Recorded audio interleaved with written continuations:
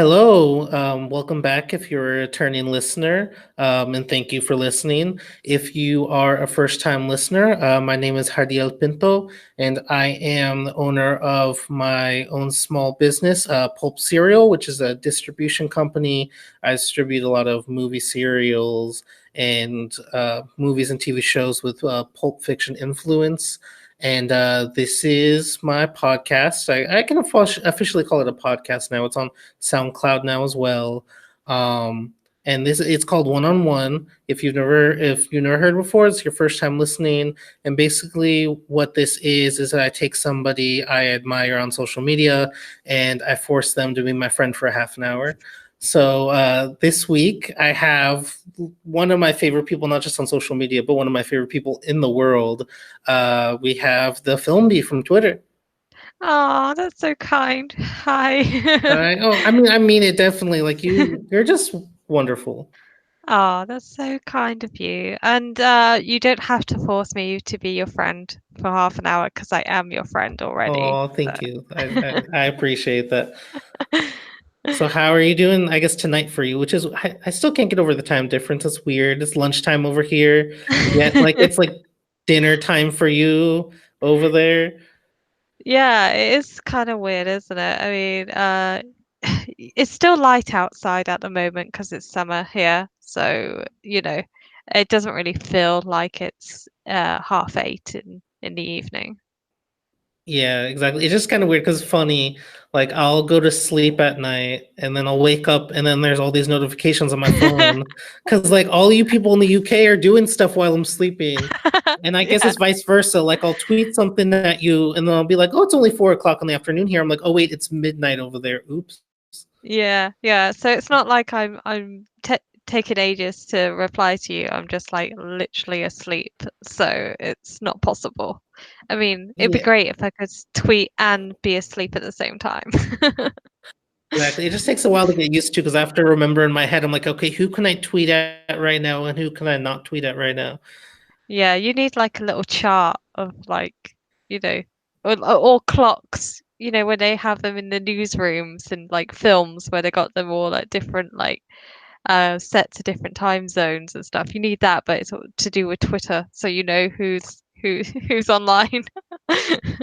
Exactly. Am I the only one whenever I see those in a movie that actually to read what time it is on those? I don't even think that. I just think they're all out of time anyway. I bet if you were to actually try and work it out, they're probably not even the correct time zones. Probably. I But just I just yeah. always get curious because I try to read where they're from and I always try to read the time on there whenever I see those in a movie. And then you've missed something really important, like a important plot point, because you're too busy looking at the time. Probably, but that sounds basically how I watch movies. So I mean, I don't know. That's just me. Well, I suppose, yeah, you sometimes it's good to see what's going on in the background, and especially when it's a film which is layered and has lots of meaning to it, because then you're like, oh, is this something happening in the background? Is it relevant to the actual film? So yeah, but um, it depends on what movie you're watching. Exactly. Are you going to see anything this weekend? Not this weekend. No, I don't think I will. I've got a lot to catch up on at home, just writing, and then uh, y- maybe watch some films that I haven't caught up with that have come out. Uh, Maybe try and see if I can catch up with the Pokemon movie. Um, All right, sounds cool.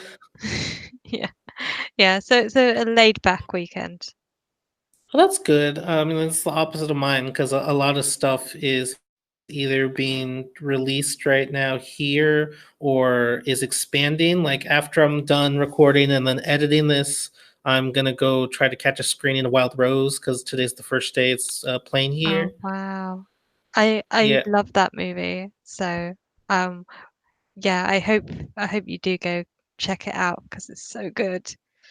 yeah, that's what I keep hearing. I'm really hoping that I do love it because I feel like the trend this year has been people gushing over movies, and then I just think they're okay. Like that's happened several times this year. It happened with Us. It happened with Shazam. It Mm. happened with The Souvenir. Like I'm just like they're fine. Yeah, yeah. I think especially with like Twitter, as things get like hyped up a lot and it's all anyone wants to talk about. And then when you go into the actual theatre, you're kind of a bit, is this it type of thing? And I don't know, like I try and some if there's a film that I'm really intrigued about, I try and avoid going on social media and reading anything else about it so I can go into it and come up with my own sort of um, you know opinion about it before because often I feel like I will either be um, expecting more because of how people um, just go on about it. So you got to try. There's a balance to be had. It's kind of frustrating. Yeah, I mean, I'm kind of the opposite. Like too often, I mean, I probably shouldn't, but too often I do kind of it consume too much prior to the movie because I Mm. usually am kind of excited for it, and so I'll watch the reviews and read people's tweets from like the press screening and stuff. And I mean, it does affect how you go into a movie, like your mindset when you read and listen to other people's opinions. And yeah, I should try to go in to movies cold because that is the my best experiences probably have been going in cold, but sometimes I just can't help myself. Yeah, I think as well, and it's a case that um, it's like extremes. Like it's people are going to really either completely love a movie or completely hate it. But it's okay to just be like, it was fine, it was good, it was a average. There's nothing wrong with things just being average. So it, I don't know. I just find like the more that a film gets hyped up about, the more it's going to, in a way, put me off. Like the whole Lion King thing is like, oh, I don't know. I've just reading so many different things. Like people either love it or hate it. So um, I don't know what to make of it myself.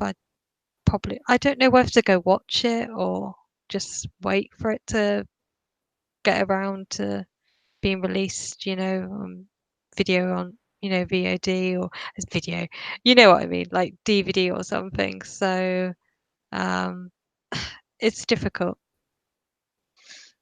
Yeah, I but I haven't necessarily been excited for Lion King. I remember when the first trailer came out and everyone really got hyped up, but I mean it looks like the original, and that's what I've heard so far. It's a shot for shot remake. I am gonna go see it no matter what because I do live with a sister and brother-in-law who are Disney fanatics.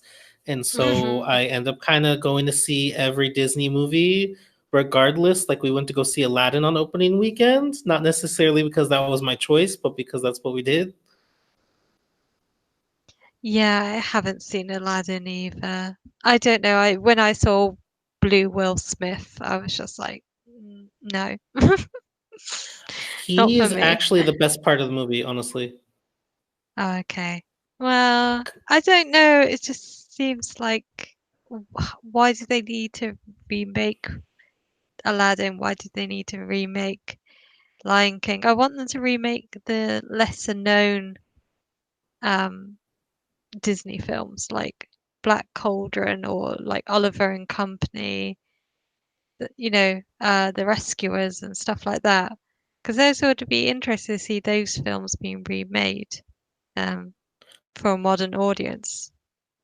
Because you could do they're not known, whereas I feel like they'll probably get around to it eventually after they ran out of all the well-known ones. I mean, there can't be very many left now. But you have to remember that the industry is different than when we were growing up, like back in the, I think we're around the same age if I remember correctly, but like back in the 90s, it was way more star driven. Like you had people Mm, like Tom Hanks and Julie Roberts and Sandra Bullock, like you would go out to the movies to see that person regardless of the movie itself. While now in the 2010s, it is definitely more IP driven. Like even though somebody like The Rock is very beloved, like you can tell over the last few years, people won't go see everything he's in. Like he's had flops. But if there's an IP like Fast and the Furious, people mm. will go out and see it. Yeah, and I think that's a bit of a shame really because um eh, there's only so far you can go with that material until you sort of stretch it out too thinly. And then I just find it like every studio is trying to force a cinematic universe, and it just feels like it's not gonna work for every sort of franchise. And um, I must admit I've never seen a Fast and a Furious movie or a Mission Impossible movie. So I've actively tried to avoid those films. But I saw the trailer to the new Fast and the Furious movie, Hobbs and Shaw, I think, and there was I can't is it The Rock was like trying to hold on to like pull a helicopter while holding on to a chain that was attached to a moving truck or something. I was like, he's aren't the do these people have superpowers? I don't understand. Like, how is he possible? How is that possible? And I was, Well, it just seems so silly. yeah, well, I kind of I kind of admire the Fast and the Furious movies after they rebooted because the first four films are more grounded in reality, but I don't really like revisit those movies at all. Like I saw the first two when I was younger. I was like 12 or 13 or whatever when those came out. And they definitely are more about like the racing world and there's a lot of like sex appeal, like half naked girls and stuff. And Mm, after a while they realized, oh, okay, people aren't going to come out to see that every time. So with the fifth moving onward, basically they completely rebooted the series while adding these kind of fantastical superhero type elements where these people can kind of do things outside the realm of reality, and they do it like an international setting too. Like that's what I do like about those. Like it's a very diverse cast and they're very rarely actually done in the United States now. um and it is interesting. It's like bank robbing and different things they're doing. It's not just racing. So I actually do kind of admire those movies for the chances they are taking now. yeah, I mean, I will probably one day binge watch them, maybe, but I feel like they're the type of films that you could just put on and sh like shut off from, where it's you can almost put them on in the background and you don't have to really be paying much attention. So, I'll agree with the first four movies. I would agree to that, but like I said, with the later ones, like I remember my family showed me the fifth one at home because I didn't really have interest in it, but we like rented it, and it's so interesting, like visually. Like even something like subtitles, when people are talking, they don't pop up like regular subtitles. They would like kind of fly in and have different transitions and stuff, and like it begs you to focus on the movie, if that makes any sense, with the way they present it. okay. Well, I don't know whether it's high on my list of films to watch, but maybe I will get around to watching them eventually. Yeah, because I mean, obviously they're not. I'm not saying they're must see movies. Like you could go your entire life without watching them. That's okay. But if you do end up watching them at home, like if you do end up, I don't, they pop up on Netflix or something, and you get a chance to watch them for free, I don't think you'll regret it after 2 hours. I think you will at least agree that you were entertained and you saw something that you had never seen in a movie before. Hmm. Yeah. I mean, you can't knock it until you tried it, so Um, Exactly, because like I said, even though they are big budget action movies, at least from an execution standpoint, they do take risks to an extent, and I can admire them for that, even if I don't love them as a whole. mm, yeah, yeah. And I suppose they're just at the end of the day, they make money and they draw in a crowd, so they're definitely doing something right. So, Exactly. I mean, I probably would rather watch, like, from Universal, I'd probably watch a Fast and the Furious movie over the last Jurassic World movie they tried doing. Did you see that one? mm, no, I didn't. I hated it. It looked awful, and I thought, no, I'm not I'm not interested in that. Yeah, Um, we ended up y- going seeing that opening weekend because my sister's friend is like a huge Jurassic Park fan, and so we ended up going. I mm, think the Thursday night, and it was like a packed house. I think we're like 4 rows back from the screen, and I just remember sitting there just kind of hating it the whole time. I think it's just a bit silly, really. I mean, that's the first one. You know, the original Jurassic Park movie was so good because um, th the monsters, the dinosaurs were actually quite threatening and you unexpected. You didn't know how they were going to behave, and there was a real risk factor to it. Whereas this now is like if you're a main character, you're not going to get hurt or anything. You know they're going to survive to the end.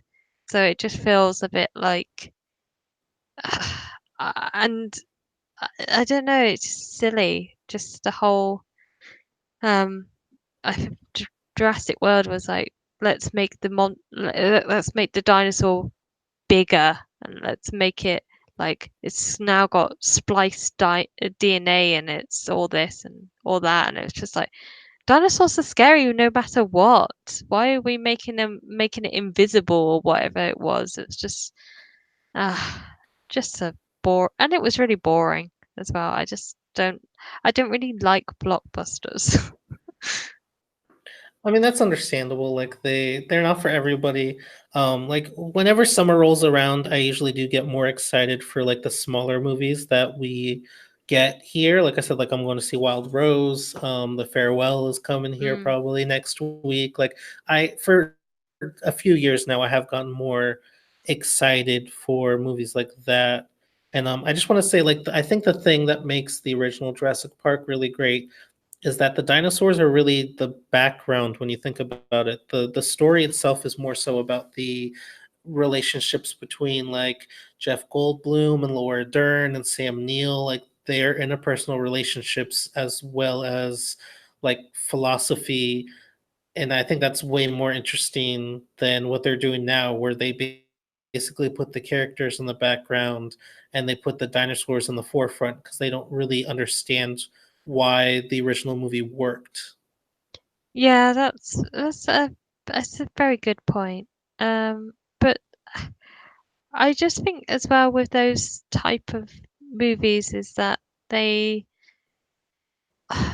they kind of just get really repetitive as well in terms of like the story and uh, I I w- I don't know what more you can do about it. It's like really, why would there be a theme park with dinosaurs anyway? Like after the events of the first movie, it doesn't make any sense. Like we're just repeating it, but it's on a bigger scale, you know? Um, but yeah, I, I really don't like those. I love the first one, but no, I can't watch any of the others. Do you want me to tell you what the twist was at the end of the last one? I think you're really going to hate it. Oh, go on then. Okay, so they have all the dinosaurs like, captured in like these cages like in this underground facility, and like this gas starts leaking or whatever, and they Mm, basically have a choice. They can let the dinosaurs die and let it end, or they can let the dinosaurs loose, and the dinosaurs will get loose all over the United States, kind of like a Planet of the Apes type situation. And at first, they decide to let the dinosaurs die because, I mean, they were never supposed to exist in these times in the first place. But then this little girl, who turns out to be a clone, ends up letting them loose because she's like, they're just like me. And then, so the third movie is going to be dinosaurs loose in the United States, like Planet of the Apes. Wait. A little girl is a clone? Yes, she's the I can't remember. She's like one of the characters in the movie is supposed to be like a colleague of Hammond, if I remember correctly, Dr. Hammond from the first movie. And basically like the his plot line is like his daughter died years ago in like a plane crash or something like that. And so he ends up cloning her, and like he lies to her and tells her like she's his granddaughter, and her mom died years ago, and he won't show her pictures of her mom because she is her mom. She's the clone of who they tell her mom is. Why did they add that element into is what? That's just so silly. It's not it's a dinosaur movie. Oh my God. I know, but Uh, like I said, it's really dumb at the end when they make the right decision. They're like, the dinosaurs were never supposed to exist. We need to let them die. This is the most humane thing to do. And then she presses the button and lets them all out, and she just smiles at them. She's like, they're just like me. oh, I hope one of them eats them. That would have been just brilliant if just dinosaurs just ate her. That would have been Maybe in just the turn next one. Maybe. maybe. Oh God, please. Yeah, there will be a next one. Yeah, What am because I? like I said, they got let loose in the United States. They seriously like. I think there's so many like crazy people with guns in the United States. I feel like dinosaurs wouldn't last long. Yeah, I mean that's true. I feel like the army would just come in and it would be over, but I mean they'll probably come up with some dumb explanation for it. That's not even the dumbest part of the movie. Like there's this one part where the old guy um literally finds out who the villain is, and the villain like works for him, and he's like, "Wow, you're doing evil stuff. I don't like that. Go pick up that phone over there and call the police on yourself." And then the guy, instead of picking up the phone, picks up a pillow and smothers the old guy. What? Yeah, he literally tells What? him, pick up the phone and call the police on yourself. Yeah, because that's what you do. Yeah, if you're committing a crime, you just call up the police and say, "Please arrest me." Oh my God. Could you Who imagine wrote? seeing that in a theater? But I wonder who writes these like scripts. Like, is there any sort of care given, or do they just like do it half-heartedly? They've got to. Someone's gonna be like, "Oh, tomorrow we're shooting Jurassic World Part 2. We don't have a script," and someone's just like, "Oh, I'll quickly do one," and then they're rushing it, and they're like, uh, at the end she's a clone and she lets them go. That'll do. And then they just, go with it because they've got nothing else to go with. I don't know. It just like I can't understand it. Well, apparently, because it's from the guy who wrote the script is the director of the first movie, and he also directed Ugh. Safety Not Guaranteed, and what was that other one? It was like the Book of Something with the little kid with cancer. Book I of can't remember. Henry. Yes, Book of Henry. He directed that, and Uh, then he wrote the script to this one. Apparently, he says this is like his vision. Like he always wanted the dinosaurs to get out in the United States. So, as silly and unplanned as it sounds, like this is apparently his three-movie plan. Like this is what he calls his vision for it. oh dear. Oh dear. Oh well, at least he's getting to do it. I mean, he's got them been given the money to do it. So sometimes you just have to. I don't know. It just works out for you, and you get to direct a film about dinosaurs and clones and write really bad dialogue. So I guess that's a lesson for people. You know, I you mean, I'm hoping it's one of those situations where like he makes all this money from like blockbusters, and then he gets to make like a really weird little independent movie with that money. maybe. That might be it. He might be playing the long game, you know? Like he's Yeah, going to kind of. Oh, sorry. Yeah, no, sorry. I was just gonna say, kind of like Vin Diesel does with the Fast and the Furious movies. Like he makes money from that, and then he funds movies like the Riddick movies that he really enjoys and actually puts like his heart and soul into. Yeah, I mean, yeah, I guess that's a good way of putting it. I mean, yeah. We'll just have to see. I just know that after watching Jurassic World, I was done with those films. Like, nothing could, get me to watch another one again. And I love Chris Pratt, so I just think it's a shame because those could have been really entertaining movies, but no thanks. Not interested. Yeah, I mean, it didn't get better because I actually liked the first Jurassic World, and I didn't like this one. So, I mean, if you didn't like the first one, I think you're really gonna hate this one a lot. Um, so, I mean, we've been talking about big blockbusters this whole time, but is there any small movies that have come out this year that you would like to recommend to people? So I've obviously been to a few festivals recently. I went to the Edinburgh Festival, which was really great, and I saw some really good independent movies. One of those movies was a film called Hurt by Paradise, which is kind of like our British version of Francis Ha, which is one of my favorite films of all time. And it's just a really lovely little movie. So that was amazing. So I really liked that. And I also really liked a film called Camilla, which was sort of a period drama, um, sort of vampire, um, sort of lesbian sort of love story, but it's a little bit more. It's a lot more than that, really. It's a lot more complex. And I also, what else have I seen this year? I've seen loads. I mean, um, I've seen like I really enjoyed High Life and Under the Silver Lake was one of my favorite films this year, and of course Wild Rose. And Late Night I've really enjoyed. I feel like that's been a film that nobody's really talked about enough. And of course Booksmart has been another really good film. But uh yeah, there's been a lot of interesting, like especially from female filmmakers.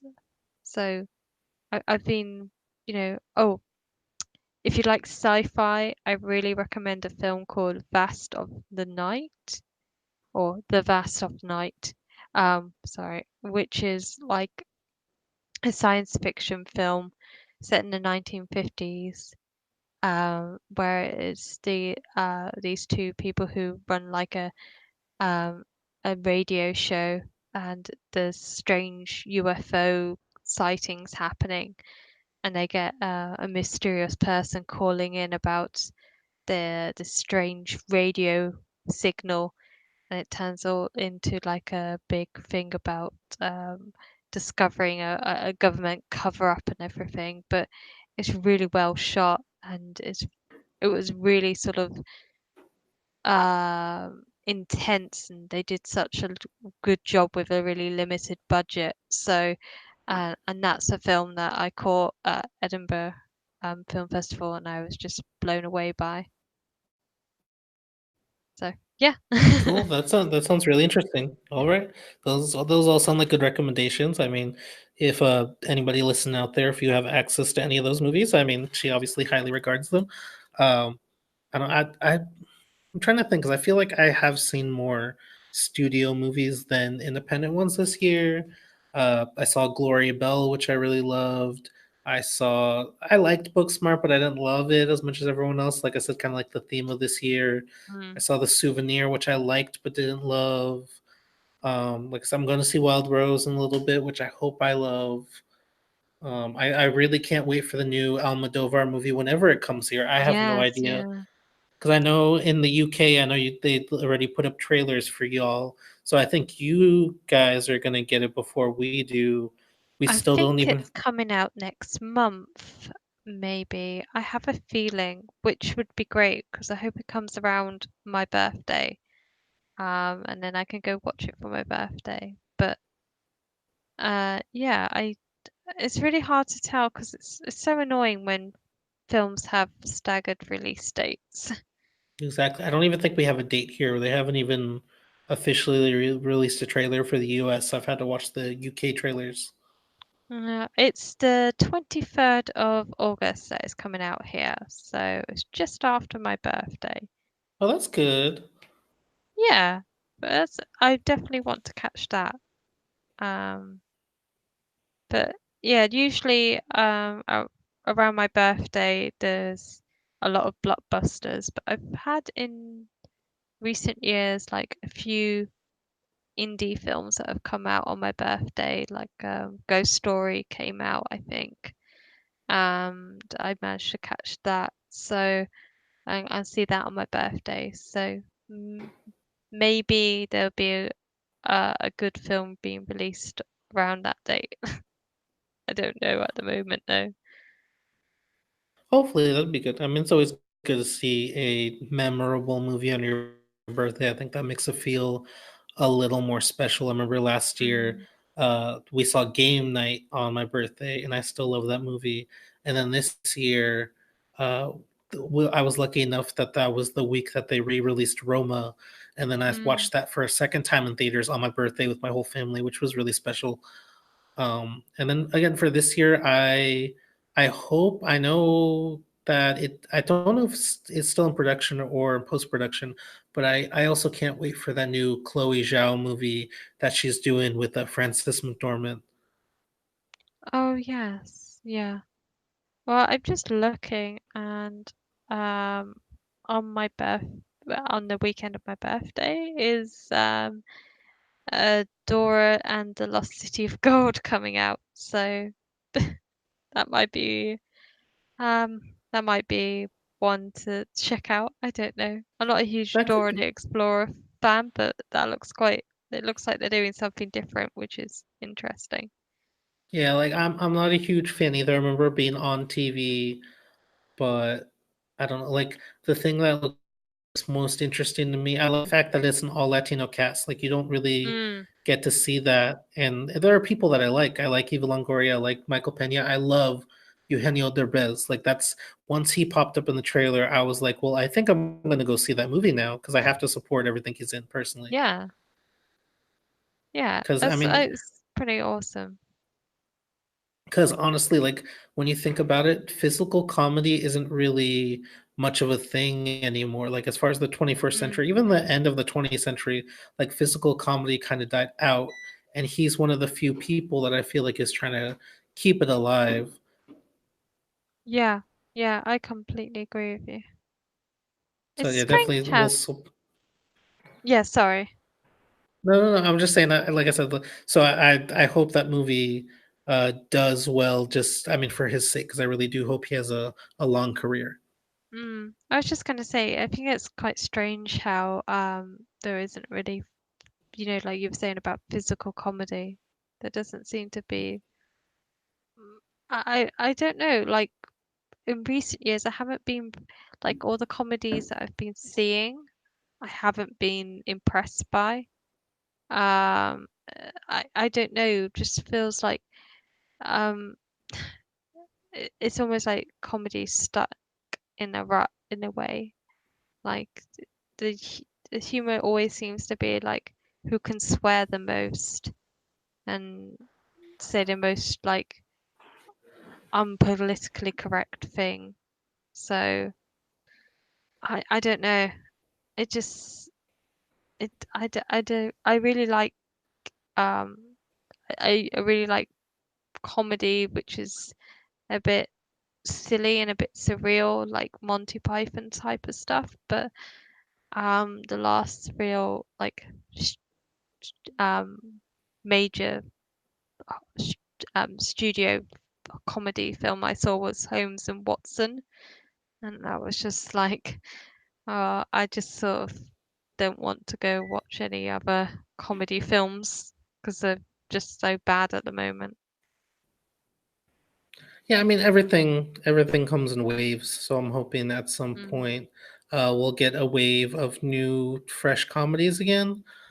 Um, on that note, I will have to leave you now. So thank you very much for being on the show. I really appreciate it. No, that's okay. Thank you very much for having me on. I really enjoyed it, and it was nice talking to you. It was wonderful talking to you. I really appreciate you. Honestly, don't know how much I appreciate having you on here. Oh, you're so kind. But yeah, I'm always happy to catch up with you, and yeah, it's nice to talk to you about movies, even if it was just moaning about blockbusters. Yeah, I mean, like I said, that's a part of the show. Like the conversation kind of goes with the flow, and that's just kind of where I went today. Yeah, that's okay. I hope I got some stuff about indie, like some great indie films, recommending some so people can go and look those films up because I think people will be pleasantly surprised with them. Yes, I hope everybody paid attention to your recommendations, and hopefully we'll check them out in the future. So, bye, everybody.